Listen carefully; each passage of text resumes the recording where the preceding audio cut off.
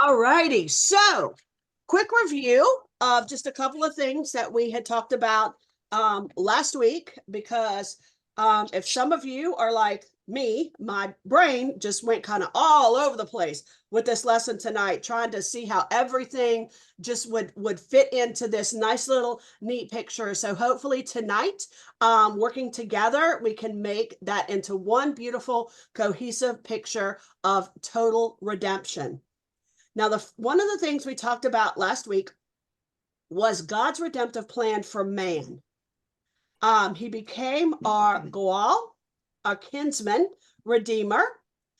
He was, we saw, not ready, able, and willing, but relative, able, and willing. He was a relative because he took on our flesh and blood, and he took on our likeness so that he could then experience everything that we do. He was able to redeem us because his sinless blood was the ransom demanded for all of our transgressions, which is the verse that we just read.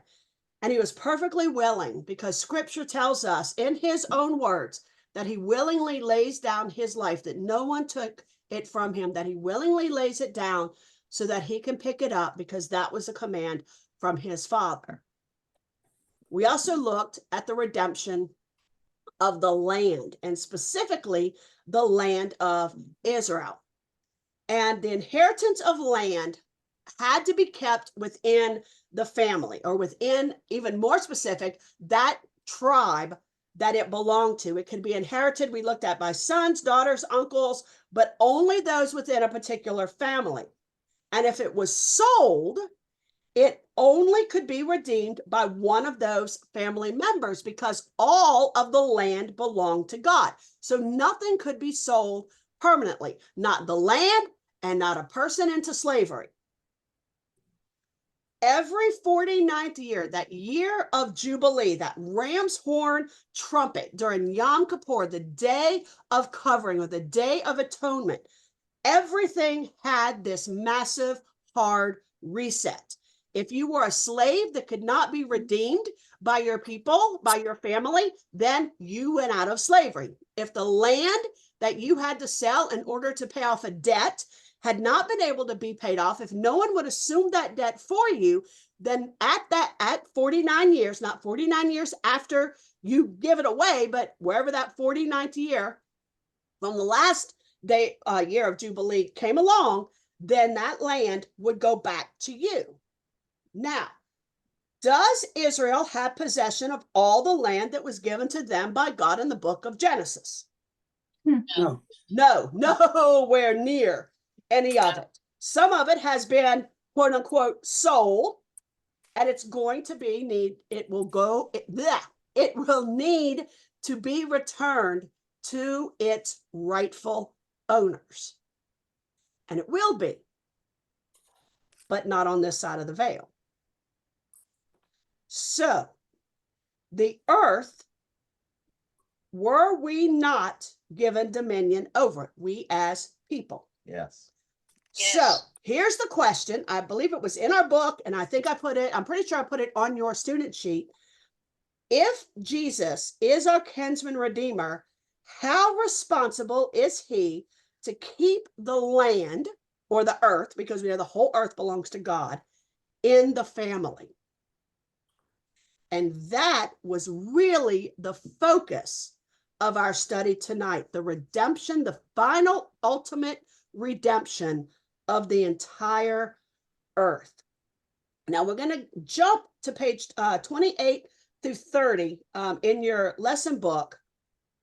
When we looked at cross references in Genesis chapter 1 and in Hebrews chapter 2. And in Genesis chapter 1, we looked at verses 26 through 31.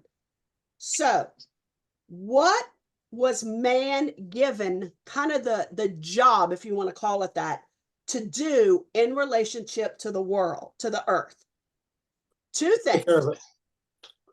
Take care of it, subdue it, specifically. And have dominion. Say it again. And have dominion. Have dominion, but what was the second thing he was told to do? Use it for food. To use it for food. He was also told to fill it. To fill it, to be fruitful and multiply. Yes, be fruitful and multiply. So fill it and then subdue it. Now that rule or subdue is the rodine. I know I put it on your sheet, and it means to just have dominion over, to tread it down, to dominate. And if you need a cross reference for that, it's Psalm chapter 8, verses 3 through 8, and that is on your student sheet. So it was God's command to Adam and Eve, because that was his intent for man and the earth. That was the intent of that relationship between between people and the earth, to fill it and to have dominion over it, to take care of it. Then we looked in Hebrews 2, verses 5 through 15. Now here, you have to really follow your pronouns. So Hebrews chapter 2, verses 5 through 15 was the next place we look. Now, when I say, or when you hear, when you read Son of Man, who automatically pops in your head? Jesus. Jesus. But in Hebrews chapter 2, verses 5 through 8, who is the Son of Man referring to? Amen. To men. Oscar, you have it. Why don't you read just those few verses for us? Hebrews chapter 2, verses 5 through 8. For he did not subject angels the world to come, about which we are speaking, but someone has testified somewhere, saying, what is man that you think of him, or a son of man that you are concerned about him? You have made him for a little while lower than angels. You have crowned him with glory and honor. You have put everything in subjection under his feet. For in subjecting all things to him, he left nothing that is not subject to him.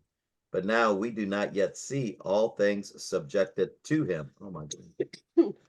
So in that verse, the Son of Man is actually referring to people in 5 through 8. We were appointed over God's works, over the earth, and man was the one the earth was subjected to. But at the present time, is the earth subjected to us? Is the earth subjected? Yes. No. Well, the devil owns it now. Yeah. Well, exactly. He's the one in charge of it. Absolutely. Right. And that subjected is hupatasso, and it's actually a military term. And it means to arrange in like a military fashion under one leader. And when you hear it or you see it kind of in a non-military form, it's a voluntary attitude of giving in, of cooperating, of assuming responsibility, and of carrying someone's burden. So that's what subjected means. In military, it's coming under one leader, and then non-military, it's a voluntary attitude. It's a voluntary attitude of cooperating and assuming some responsibility. So who then, in verses 5 through 8, was made a little lower than the angels? Man. Yeah, man, people. And that lower, I cannot pronounce it in Greek, but it just means to be made inferior or to decrease someone's authority or someone's popularity. So we were made just a little lower than the angels forever. No, it says for a little while. And then in verse 9, there is a transition. And we know there's a transition because it starts with the word but. So in this verses, in the rest of these verses, now who was made a little lower than the angels for a little while?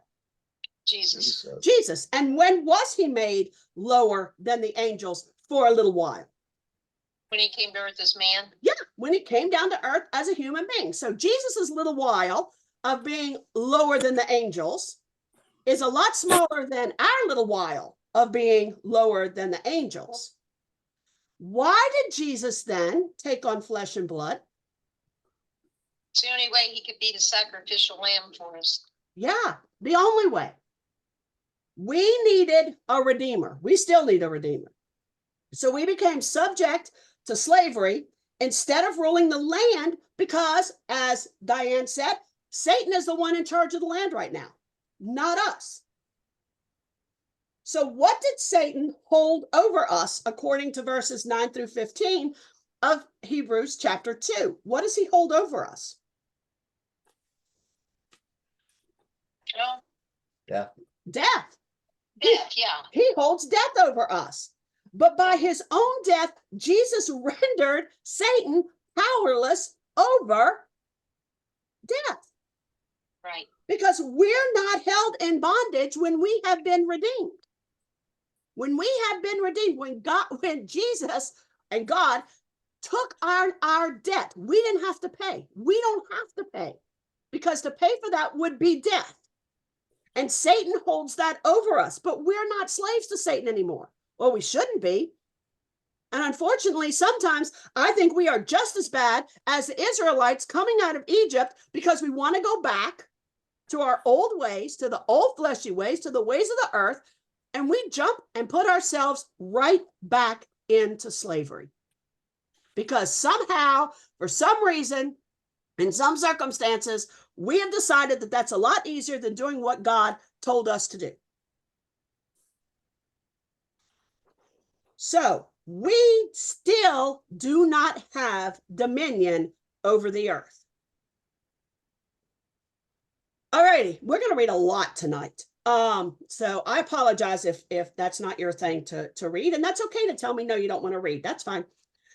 Mike, would you start us off and read Ephesians chapter 2, verses 1 through 7? Anybody else singing their Sunday school song? Matthew, Mark, Luke, and John. All right, Ephesians. Ephesians chapter 2, verses 1 through 7, please, Mike, whenever you get it. Yeah, I'm looking. There we go. Skepsis, Galatians, Ephesians, Philippians, and Colossians. Ephesians chapter 2, 1 through 7. Yes, sir. And you he made alive, who were dead in trespasses and sins, in which you once walked according to the course of this world, according to the prince of the power of air, the spirit who now works in the sons of disobedience, among whom also we once conducted ourselves in the lust of our flesh, fulfilling the desires of our flesh and the mind, and were by nature children of wrath, just as others. But God, who is rich in mercy, because of his great love with which he loved us, even when we were dead in our trespasses, made us alive together with Christ. By grace you've been saved, and raised us up together, and made us all sit together in heavenly places in Christ Jesus, that in the ages to come he might show the exceeding riches of his grace and his kindness towards us in Christ Jesus. So, who rules over the sons of disobedience? The devil. Yeah, Satan. Satan. And he holds them in bondage. Mhm. But what were we? What did we used to be? A son of disobedience. Yeah, that was us. Yeah. That was That was us. right? And unfortunately, we tend to go back there, and we are still at times sons of disobedience and children of wrath, and we throw ourselves back into bondage again. We go after living the lust. Oh, you guys, I am so sorry. The lust of our flesh. We're dead in our transgressions. But what are we now? See, this is the great exchange. This is it. Because we've exchanged that old, ugly child of disobedience, that worldly, fleshly robe that we used to wear all the time, and sometimes probably very proudly. And this is the great exchange, because what are we now? Alive. Sons of God. Yes, we are alive. We are sons of God. We're saved by grace. We're seated with him. We're raised with him.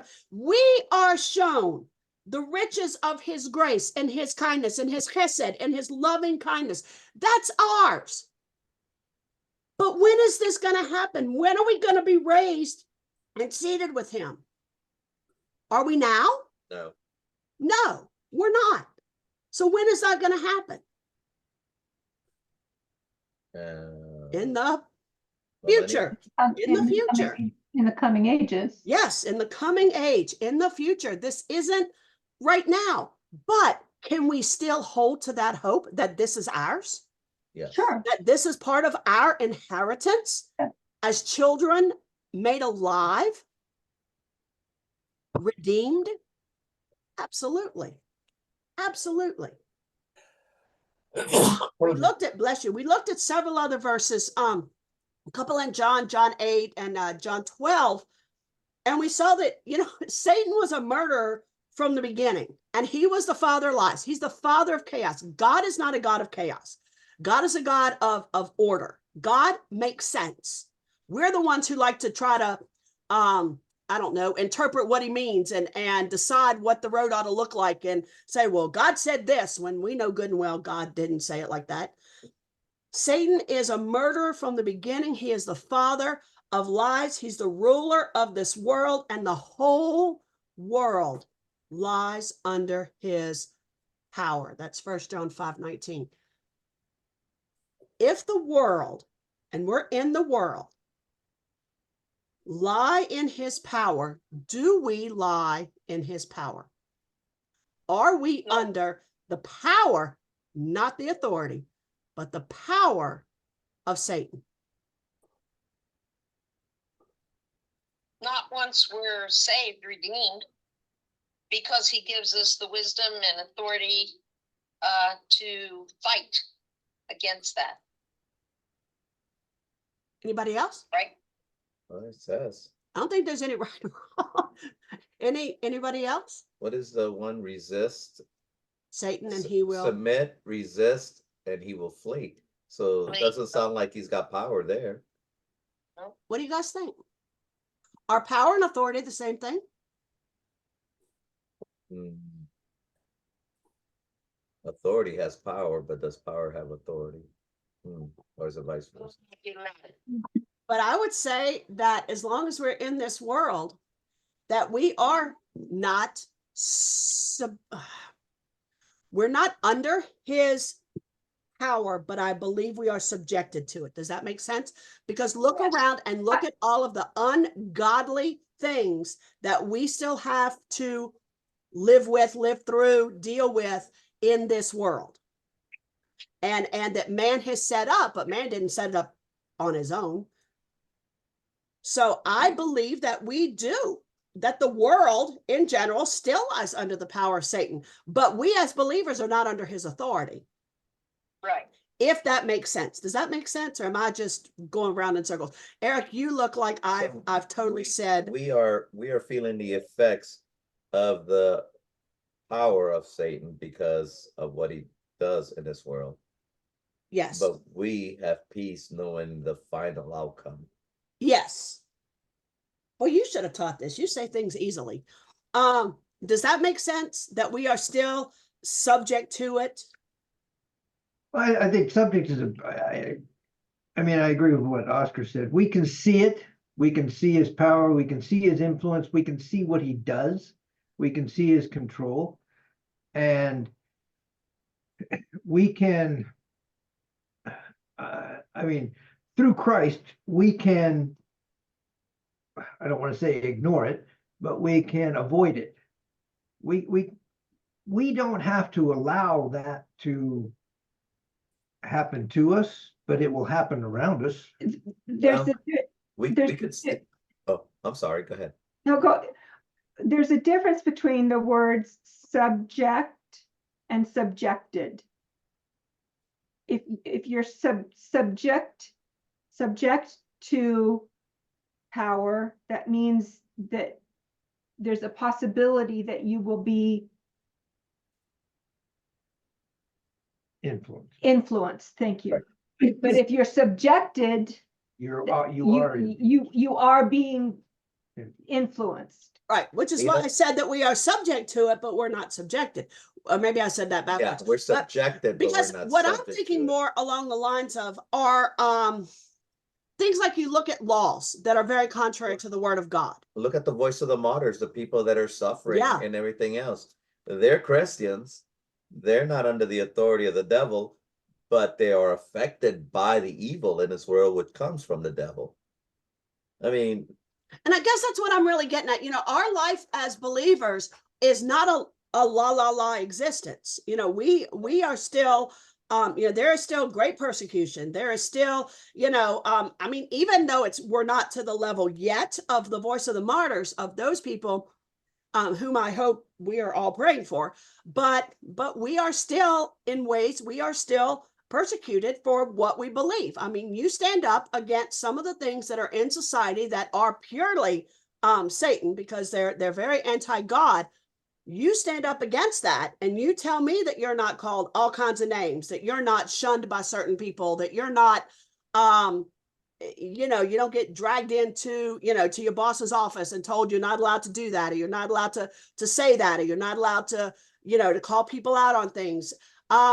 So it's there. And that's what I was trying, in a very weird way, I guess. I don't explain this very well, but that's what I meant. Even though we are believers, Satan is still in charge and we are still affected. How about that? We are still affected by that. Even though we're believers, even though we have been saved, we've been redeemed out of that. We are called to live as children of light, and not children of darkness, and not children of wrath, but children of peace. But that doesn't mean that we live a very easy, very cozy life, because Satan is still the one in charge of the world. Right. I agree. And we are not completely 100% shielded from what goes on in this world. Like Oscar said, like the voice of the martyrs. Well, life got incredibly harder when you become a Christian. It becomes much more difficult, regardless of what people think. It's not a bed of roses. I mean, like you said, it doesn't get easier. And as a matter of fact, it gets harder, because it's a whole lot easier to go with the flow, and I use a bunch of cliches here, ride the tide, just to go with everything. That's easier than to go against it.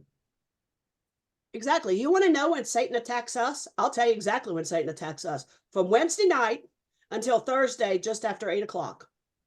And I'm serious. I'm very serious about that. Years and years and years, decades probably now ago, Oscar and I decided as a couple that we were going to start having Bible study at night. Would you like to know when we fought the worst in our 30+ year of marriage? When we made that decision. When we then, as we had children, brought them into that. You want to know when they were the worst behaved? When it was time to pray and have Bible study with them. Right.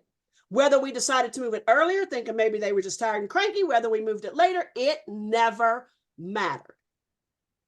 Because why? Because Satan is still not in charge. Satan is still the influencer of the world. And the last thing he wants is for families to pray together and to raise children in the fear and admonition of the Lord. And he will attack it at every step. Mike knows. Mike can tell you what happens. Diana can probably tell you what happens before she goes in to do her prison ministry. Eric could probably tell you what happened before he was, on his way to Masseuse's when he taught 1 Peter.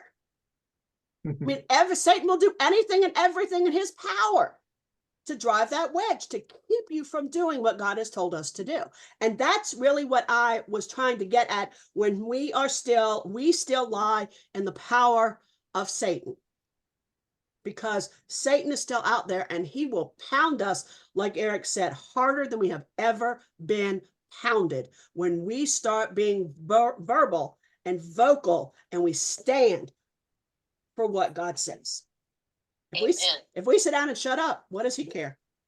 He's won. That's right. Mr. Eric, would you please read for us Matthew chapter 4, verses 8 through 10. This is so interesting. Oh my goodness. And you guys have probably already caught this, but this is so interesting. Matthew chapter 4, verses 8 through 10. Matthew 4, 8 through 10. Yes, sir. This is when Jesus was being tempted by Satan, and he was being tempted, ironically, right after he got baptized. And this is his last temptation that Satan kind of threw out there to him.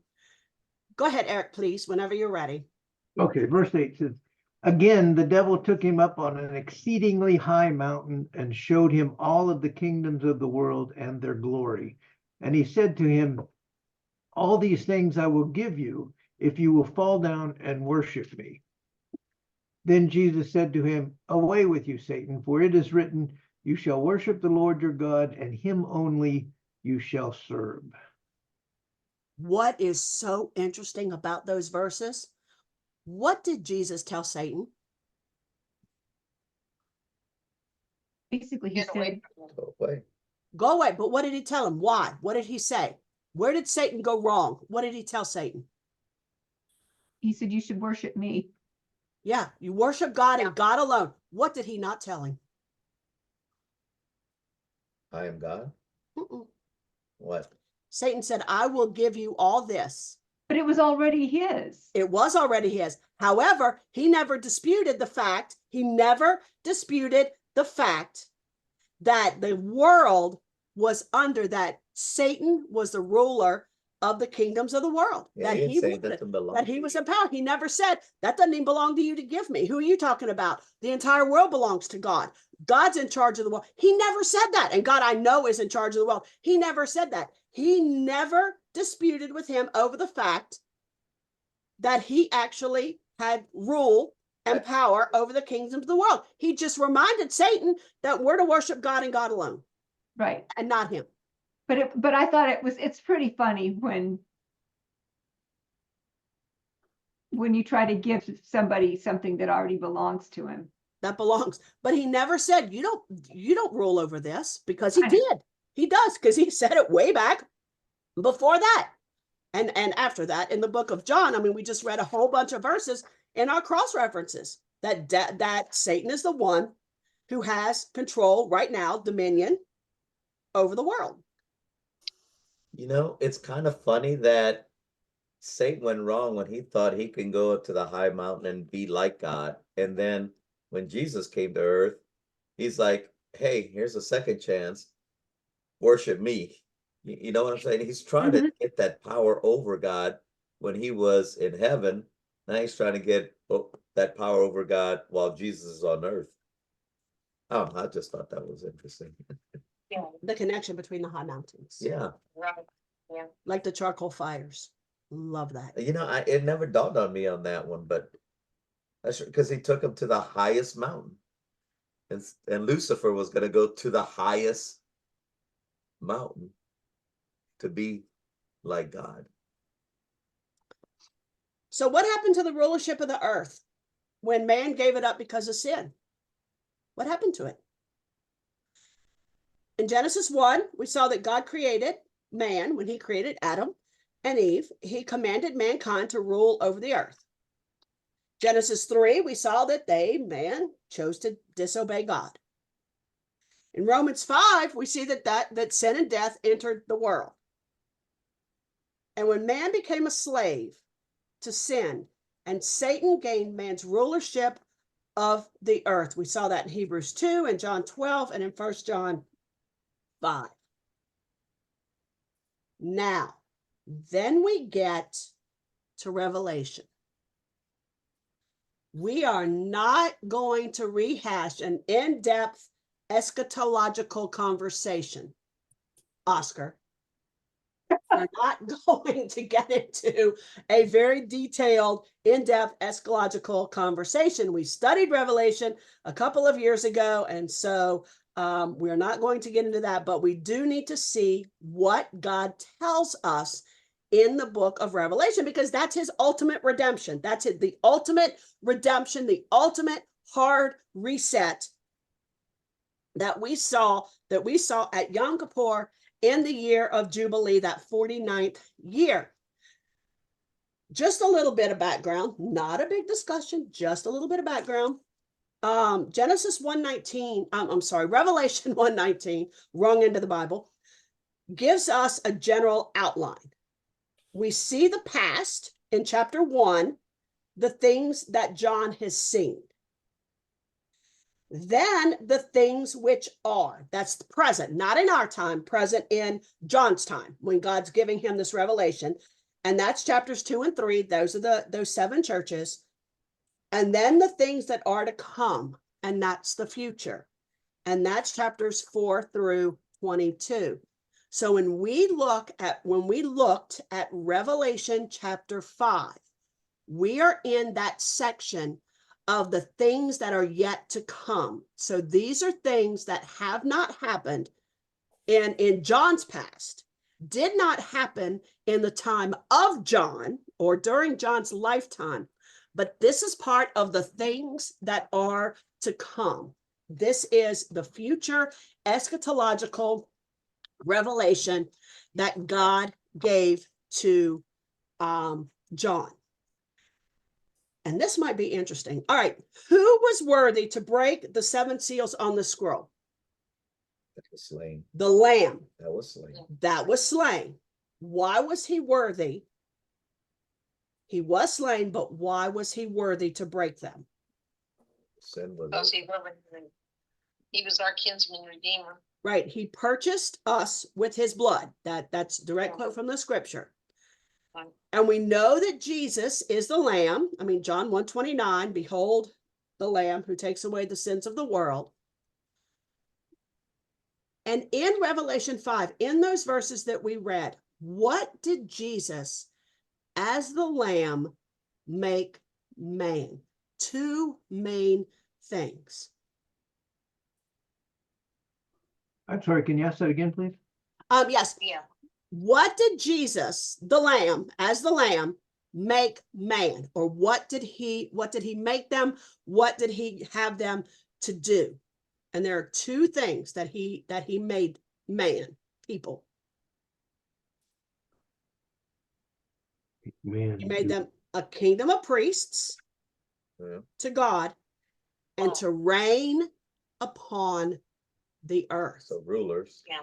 God's original intent, was it not? Back in Right. Genesis, for man to subdue and rule over the earth. Here we see the beginning of the hard reset. Because he said, you are going to be a kingdom of priests to God and reign upon the earth. God's original intent. Because in Revelation and the end times, I truly believe we return to an Edenic existence. The heart set back the way that God wanted us to be. Now, what do you think that scroll would represent? Land deed. Do you really? Part of it. Okay. Are you reading my notes? I have to hide No, my I notes. remember that from the study in Revelation. Do you think it could be the deed to the earth? yeah, I struggled with that. Yeah, I did I did too. not, I didn't see the connection. I had some trouble with that too. I thought of it more in line with Daniel. 12:4. Because you know, Daniel 7 through 12 is end time prophecy, and Daniel 1 through 6 is history. And so I thought, I really did think that it was more toward when God told Daniel something and told him to seal it up and not to let anybody know. I really thought that that's what it was. But then, and I was hardcore, let me tell you. But then, because I even wrote it, look, I don't buy into it 100%. I wrote that in my notes yesterday after I wrote it all and I go back. However, now I'm thinking, and I've been thinking for a few days. We went to Jeremiah 32, the first 19 verses, and we're not going to read it. This is when Babylon was about to capture Israel.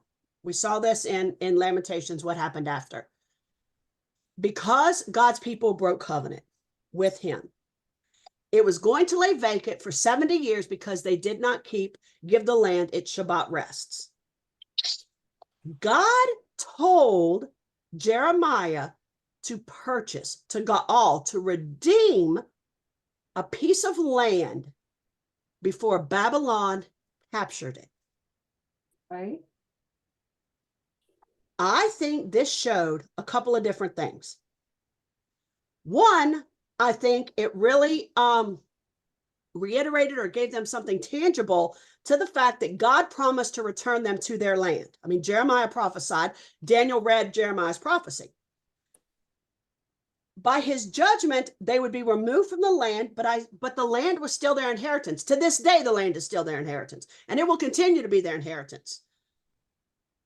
I also think it's a picture of the future redemption of the earth for mankind. Because Jeremiah had this deed of purchase.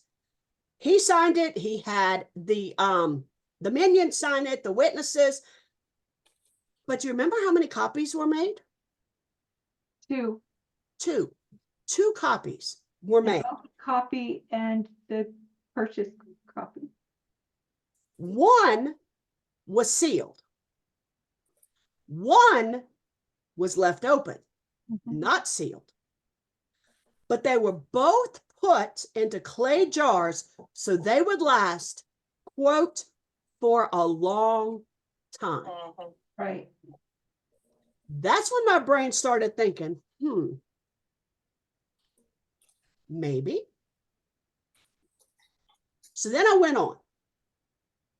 And so did we. We looked at Daniel 7, which is the eschatological part of Daniel, John 1, Mark 13. And we saw that at this time, the time for judgment, the Son of Man, who is not us, that's actually Jesus, is going to go to the Ancient of Days, which is God, and be given dominion and his kingdom. And that dominion is an everlasting dominion, and his kingdom is an everlasting kingdom. It will never be destroyed. Satan, his kingdom is going to ultimately be destroyed because we have a new heaven, new earth. So the one that Satan rules over will ultimately be absolutely destroyed. And that's why the earth will be new or renewed. And that's that hard reset. Then we looked at the very end, well, sort of toward the end, and we looked at Revelation 19 and 20. And very easily, I mean, Jesus is going to bring an end to Satan's rule. He's going to bind him and throw him down for 1,000 years. And then that's when we have the Messianic kingdom, the Messianic reign, millennium, however you want to refer to it. But those who believe in him will rule on the earth with him, with Messiah, for 1,000 years. However, will there still be sin during the millennium?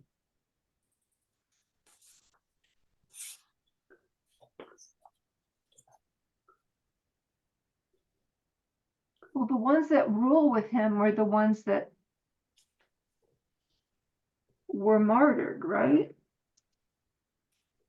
But those aren't the only people left. No, Will there still be sin during the millennium?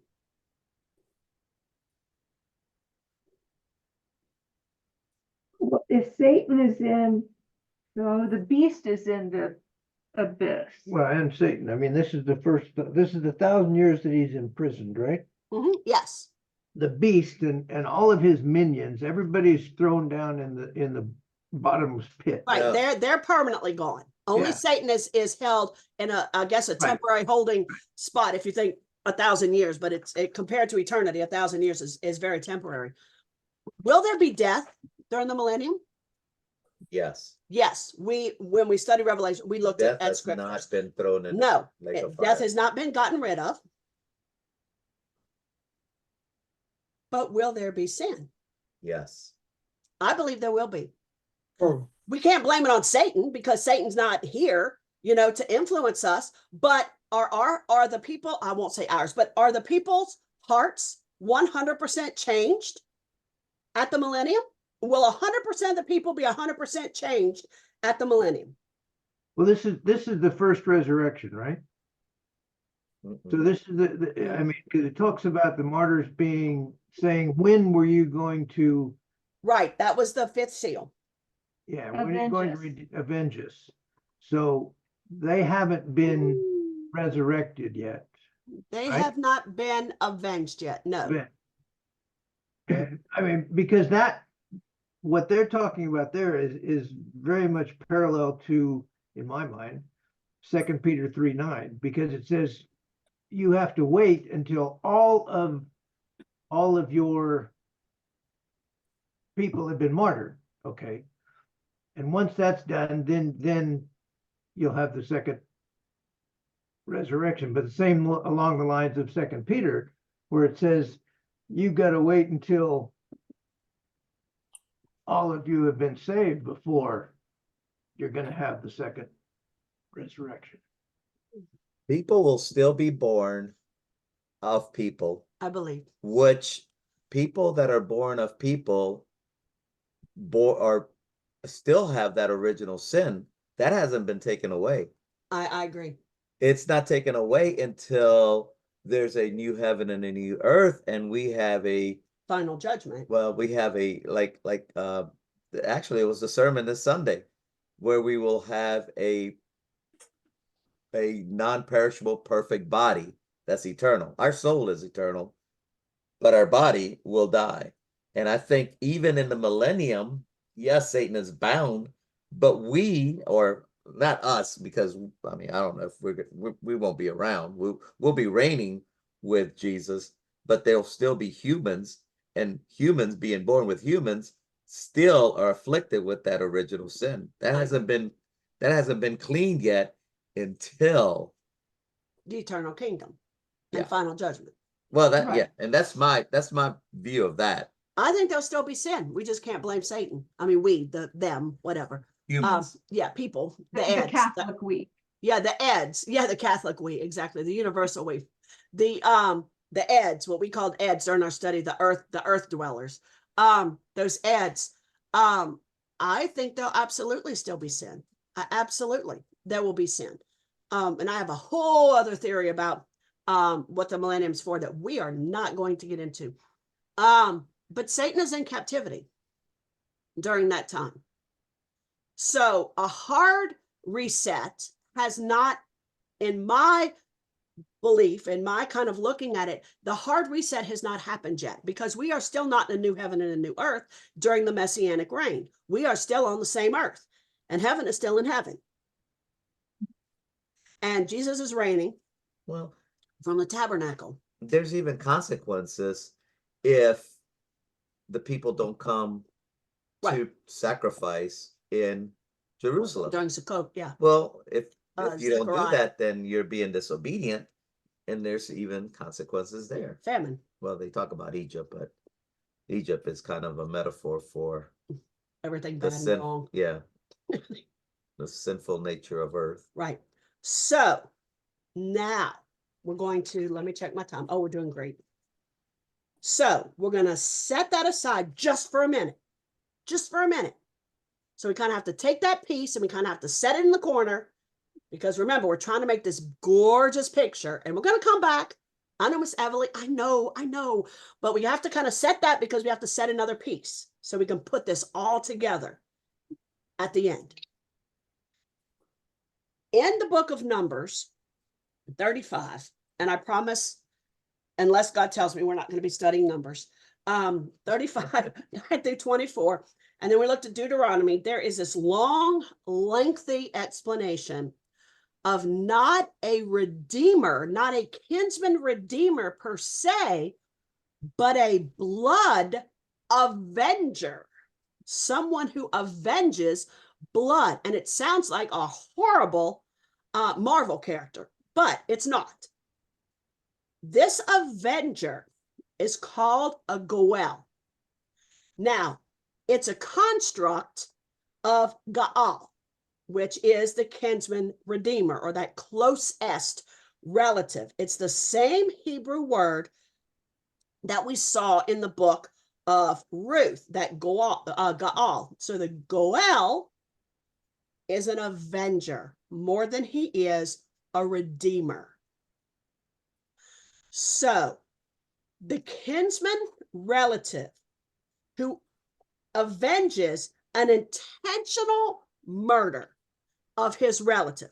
Today we would call that vigilantism, but God actually made provisions for this, very strict provisions, but he did make provisions for it.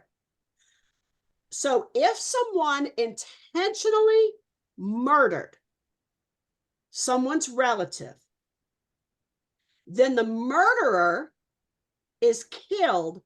Why? What purpose does his death serve? The murderer's death serve? It's blood for blood. Yeah, ridiculous. Yeah, Mhm. Yeah, yeah. that's the blood. It keeps the land from being defiled by innocent blood. Right. You can't take a life of someone who killed someone very unintentionally. You couldn't do that. That would be considered another murder, not a killing.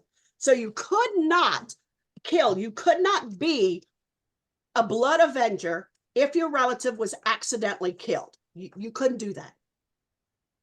But there were these kind of cities of refuge where the unintentional manslaughter person who accidentally killed your relative could actually actually just go to, and he would be kept safe until his trial. So it sounds to me like it's almost like a Witness protection. yeah, witness protection, although everybody knew who you were anyway, and you didn't get your name changed. Everybody knew you. But there were these refuge cities.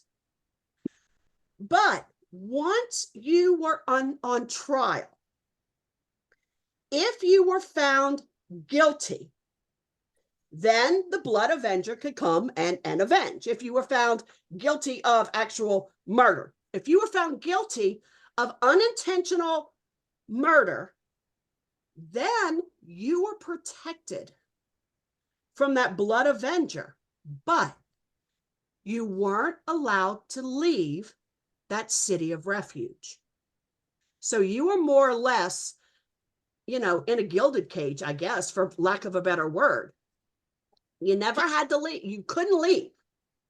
So you were still kind of in prison. You were just a lot more freer than if you were actually in prison, and you could still have a family, and you could still have business, and you could still do everything except leave the city walls.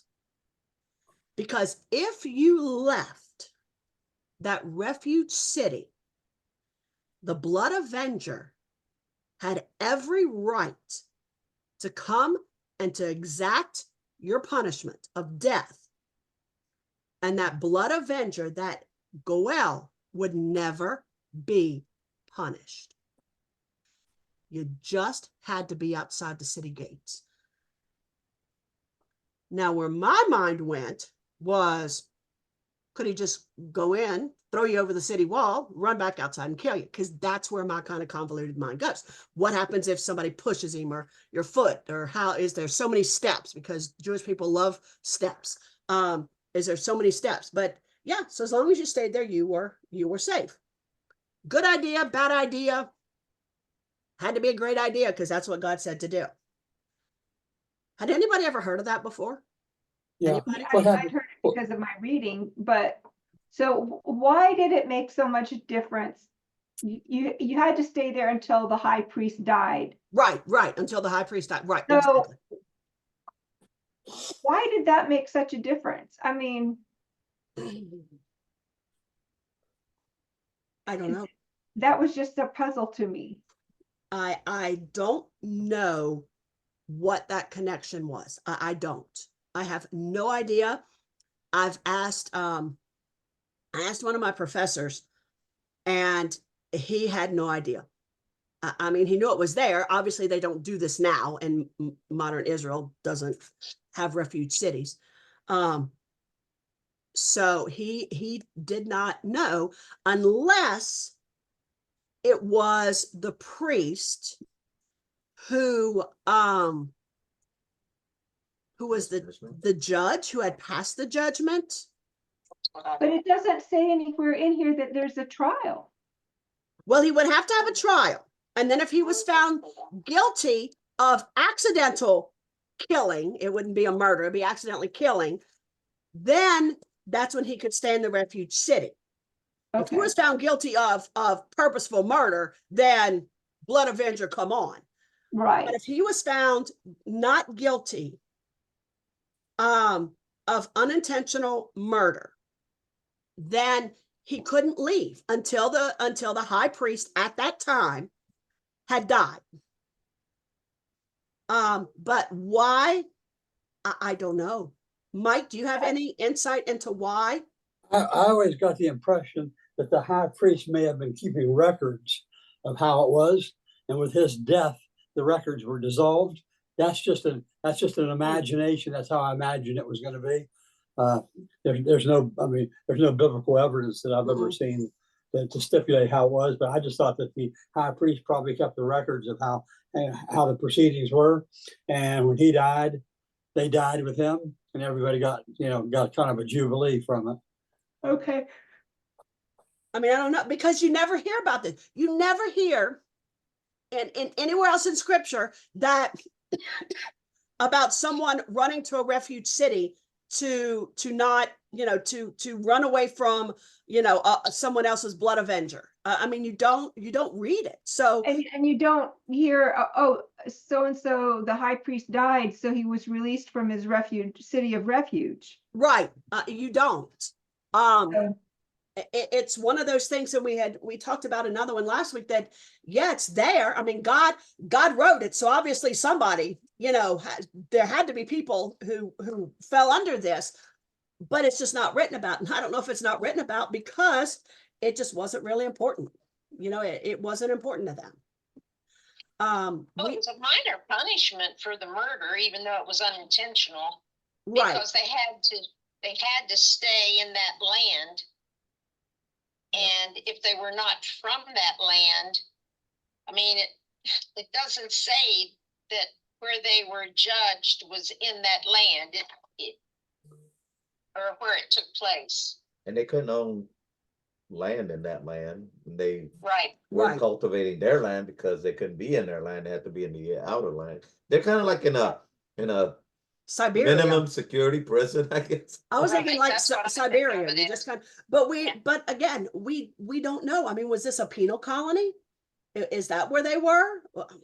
We just don't That's know. what I think. That's what I think. That's what it was, more of a penal colony. That's what I think. I mean, I mean, this is one of these deals where there's a great stipulation about how this is supposed to happen, but then you don't find any even clue about in the rest of the word that anybody went to it.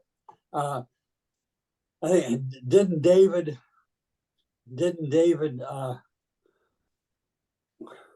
wasn't there a time where he was running from the king, and he went to the cave of Adullam, and I can't remember how it was. I think it seems to me like he met up with some guys that were criminals. Oh, to make his army that he built his army with. Yeah. And was that a city of refuge?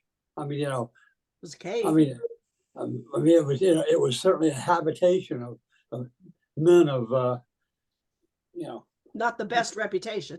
right. I mean, you're really stretching on it because there's just nothing in between the lines there. No, there's really not. So, we can just say it's there. It's another form of not really even redemption. It's just, it's avenge. It's vengeance is what it is. It's avenging their blood, the blood of your relative who was murdered, and then the potential to avenge the one who was killed, unintentionally killed.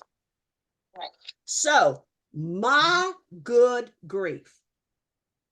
What does any of this have to do one thing with another? It seems like we have leapfrogged from one stone to the next, to the next, to the next, instead of walking across a very beautiful one-piece bridge.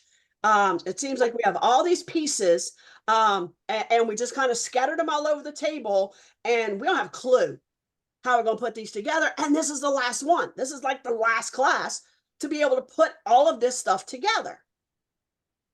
So, if it were me, and I guess it is me, this is how I sort of put this together.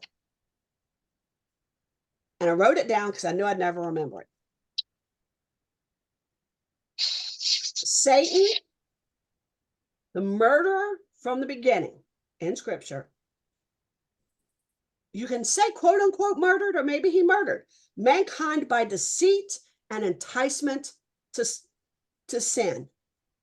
And death reigns because of sin. And Satan actually holds the power of death over mankind because of our sin. Jesus became a man, a human, to become that close relative, that Gaal, to be the redeemer of mankind, to buy us back, to pay that redemptive price for us. He became flesh and blood. He also became the Goel, our blood avenger. Because by his blood is how we are redeemed from death. And if you want to think of it as this earth is this is our sort of refuge city, right? This is where we kind of are. But we are ultimately going to be avenged like those martyrs. When, God, are you going to avenge us?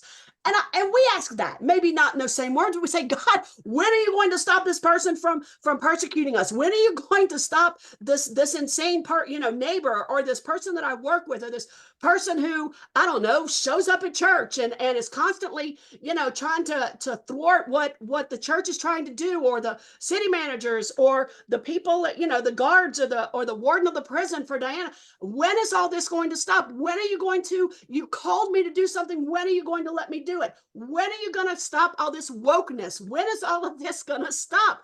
These killing of these babies. When is this going to stop, God? When are you going to avenge those people, those martyrs, those voice of the martyrs, those people who are dying just for having a part of a page of your word?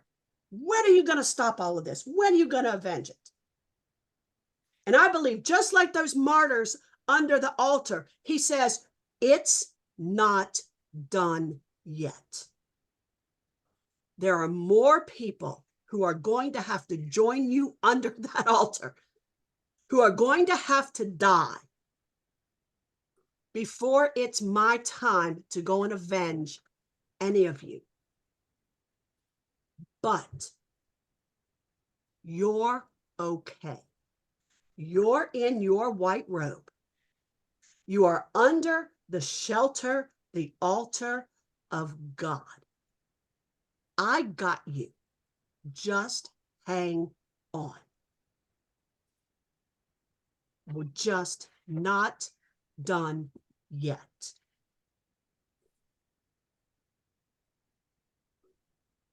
It is God, his responsibility to ultimately kill, put to his demise, however you want to think about it, punish, because he's not killed, he doesn't die. Satan, who was the murderer of his relative, who was man. And ultimately, we know Satan will meet his demise, and it will be by the hand of God, because it cannot be by our hand. And that's when all blood, the defilement of the land, the blood of the innocent, those who cry out from under the altar of God at that fifth seal when it's broken, that's when it will be avenged. It's God, when we looked at Deuteronomy 32, it's God who avenges the blood of Israel. Right. And not only will he avenge the blood of his servants, but he will atone and he will cleanse the land. In Revelation chapter 20, verse 4, we're told that those martyrs crying out for their blood to be avenged rule with Christ for 1,000 years. They are part of the eternal kingdom. They're avenged.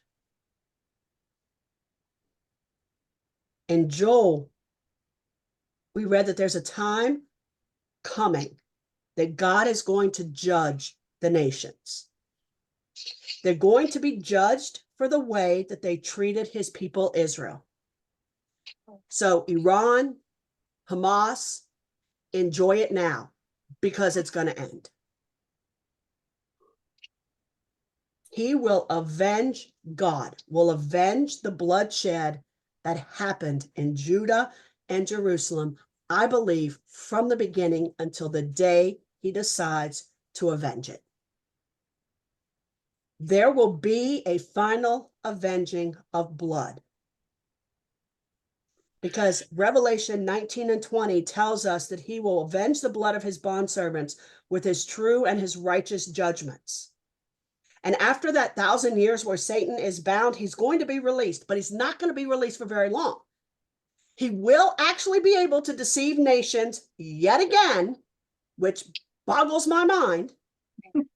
They're going to gather for a battle, which people call Armageddon, which it's from Har Megiddo, the mountain of Megiddo. It's not the name of a battle. It's the name of where they go, of a mountain. And Megiddo, they're going to gather for battle, but how far do they get?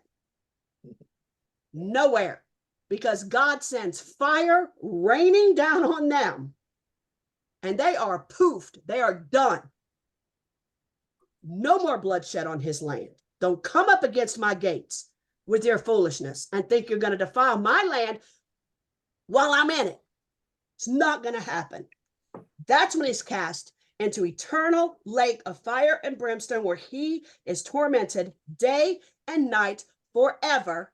And that is when God repays with vengeance and avenges the blood of his people and of his land.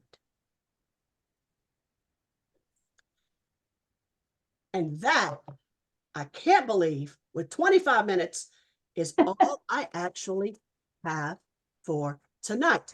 But Eric has been giving me that I am thinking really hard look for the last hour and a half. Well, hour and 5 minutes. So, Eric, go ahead. I know you've got a lot to say. Go right ahead. Why the 1,000 years? Oh boy. I mean, that seems to be Ought to read. really stupid. I mean, what No. is it? What's the purpose of it? Ooh, I mean- if you think, and this is my 2 cents. Is it my 2 cents? No, this is Okay. mine. Okay. Because I thought about that too. And I thought, you know what? 6,000 years he gave the earth. 6 days. God created the earth in what? 6 days? Yes. Created on the 7th. No, saved on the 7th. I mean, he rested on the He 7th, Rested on the 7th. right? And then 8 is the number beginning. of new beginning. Right. So the 1,000 to me, and this is again just me, because I don't know that this is true, but it kind of makes it decently true, is that after that 1,000 will complete the 7 years of this earth, coming into the 8th millennium, which is going to be a new heaven and a new earth, Exactly because right, it's new yes. beginnings. Again, that's way out in left field, I know, but that's how I reconcile why it's going to be 1,000 years. Well, I mean, I believe the purpose of the millennium has nothing to do with us. I think the purpose of the millennium is for the Jewish people. Well, yeah. Because in the book of Zechariah, which is probably it's an amazing book. And no, that's not the one. Some of you like to email me and say, oh, we're doing this one next. We're doing this one next. And typically you're right, but no, we're not doing Zechariah. Next. In the book of Zechariah at the end, in chapter 12, we see a picture of Yom Teruah, which is the Day of Trumpets. In verse 13, we see a picture of Yom Kippur, the Day of Atonement. Which chapter? At chapter 13. Okay. And then at the end of chapter 13, we see the Feast of Sukkot, the Feast of Tabernacles. And I believe it's also the picture of the millennial reign. When we will look on him whom we have pierced as one, and we will mourn for him as we mourn for our firstborn. It is a recognition of Messiah. Yeah, but why is There it will 1,000? also be sacrifices during that time. And feasts are very much expected to be celebrated. Because it says, if not, if these different lands don't go up and celebrate, then they will have a famine Yep, no rain. in their land. Yeah. Not we, but those who don't practice or study or whatever you want to say, the Jewish feasts and festivals in the land are now, wherever we are. If we are still around during the millennium, we wouldn't really understand that. We wouldn't need a picture of Jesus as, the prophesied Messiah of Israel. Because at this point, I don't think believers who were believers before, the first seal was ever broken are still there by this point. So I think who are left are Jews and those Eds, those earth dwellers, those people whose hearts are hardened and they never see. Well, even worse than that, the people who just don't ever believe, even though they see, and they're like, oh my gosh, it's God's wrath. And then they hide under a rock somewhere because they think they, and then their hearts are never, ever softened. They never turn to him. That's what I believe, because in Zechariah 13:16, it says, then it will come about that any who are left of all the nations that went against Jerusalem will go up year to year to worship the King, the Lord of hosts, and celebrate Sukkot, Feast of Booths, Feast of Tabernacles. And whatever families of the earth don't go up and worship him, there'll be no rain. And it says if a family of Egypt doesn't go, then guess what? Rain's not going to fall on them. And it will be the plague which the Lord smites the nations who do not go up and celebrate the Feast of Booths, of Sukkot. Why all the nations? Were they not scattered among the nations? Is every Jewish people now living in Jerusalem? Are they all living now in Israel at all? Not all of them. So I believe that's why all the nations, it says, the kingdoms, that those who are left of all nations that went up against Jerusalem. The question is why 1,000 years? Not Well, what I guess Oh, my biggest issue, what I don't understand is, I'm I've sorry. been trying to tell you I'm 1,000 years. like my deaf ear. I don't know. I thought you meant, why did I think, oh my gosh, what the purpose of the millennium was, not the 1,000 years. I am so sorry. I totally misunderstood.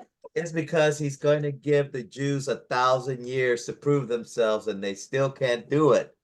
well, okay, They but have not accepted so Jesus some as the will. Messiah. But some will, because there's the third. Yes.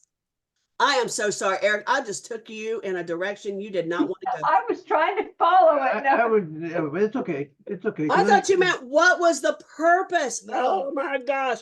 Okay. Wow. And I have to apologize. Marge, I am so sorry. She's going to be watching that. I am so sorry.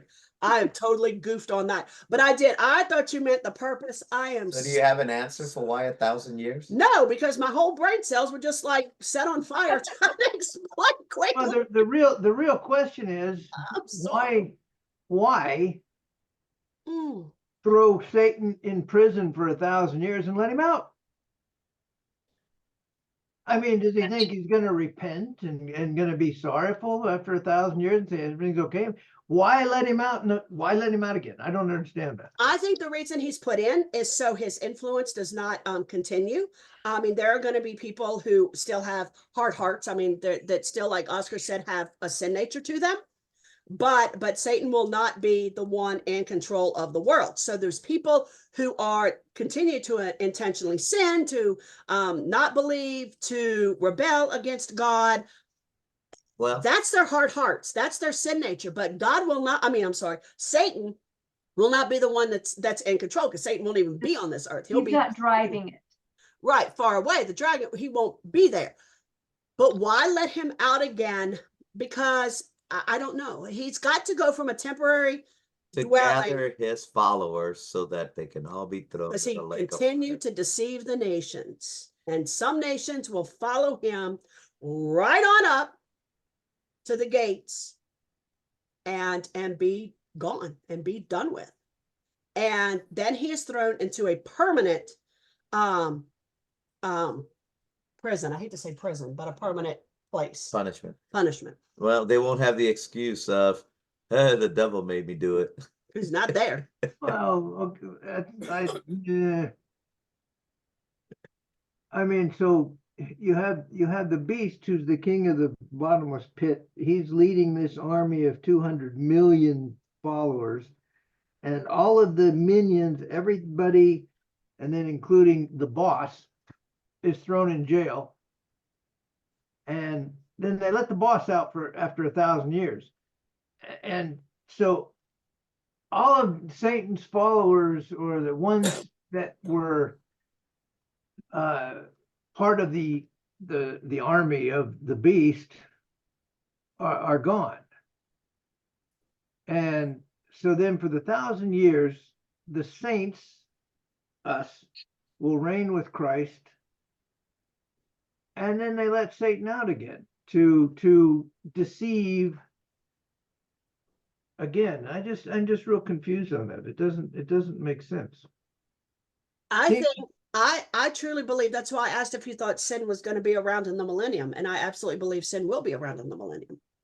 I absolutely believe. I believe that there will be people who look at Jesus and who still don't believe that, he's a son of God, don't believe any of it, because their hearts are so hardened.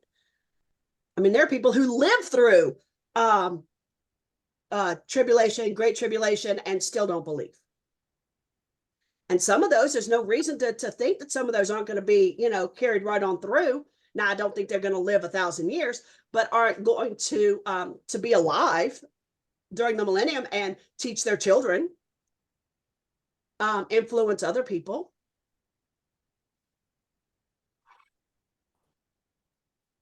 But why let him out again?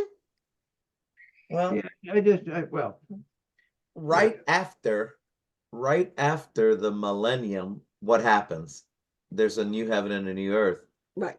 And I think judgment. at that point is the final separation of those that will dwell in the new heaven and earth, and those that are going to be thrown in the lake of fire, including Satan, and those nations and people that even after 1,000 years of having Christ ruling over the earth, still refuse and sin. And then all of them will be gathered, because it says he comes up and he'll be gathered, but it's an instant. Gone. Yeah, you're gone. So, and I know I kind of said it kind of tongue in cheek, but it is God's, oh, it just slipped out of my head. It's that there will be no excuse for anybody, because, now everybody made their choice without the influence of Satan, and they still refuse to sin, even though God or Christ is ruling on this earth. I mean, that's why I think there'll still be sin. I mean, there'll still be hearts that'll be hardened and refuse to believe when it's right there. I mean, well, Romans even this says is we one of have. those questions that I'm gonna save up, and ask him. Yeah, write it in your book. That's what I tell people. Write it in your book. That's a great one, though. I like that. This and free will. Yeah, these are great questions that I like to discuss during a good breakfast meal with a whole bunch of people that like to look through the Bible and come up with some theories, because we'll never know on this side, but it's pretty nice to speculate. Anyone else? I mean, this is our last lesson. And this one was a brainer. Oh my goodness gracious. Yeah, we spent a lot of time discussing and going through and Yeah. One of the things that we were late is because I was going back through and okay, you know, God, what do I need to change? What do I need to fix? What do I need to add? What do I need to, yeah. Because it just seems so not in a beautiful linear fashion that our human brains like to think and like things. well, our Western brains don't like to think. No, they don't. No, not at all. We like things in order, in a beautiful order. So if there's nothing else, if everybody will just hang on for just a second, but if there's nothing else about the lesson, I'm going to go ahead and stop the recording because there's something else I want to talk about real quick. Anything else at all about the lesson or What did we talk about yesterday? from beginning? Oh, that was the remember what- beast thing. Huh? The beast thing. The beast thing. Ask her, I can't remember, so you'll have to. I don't need to ask her. It's in scripture. We don't need to ask. We know what it is. Oh,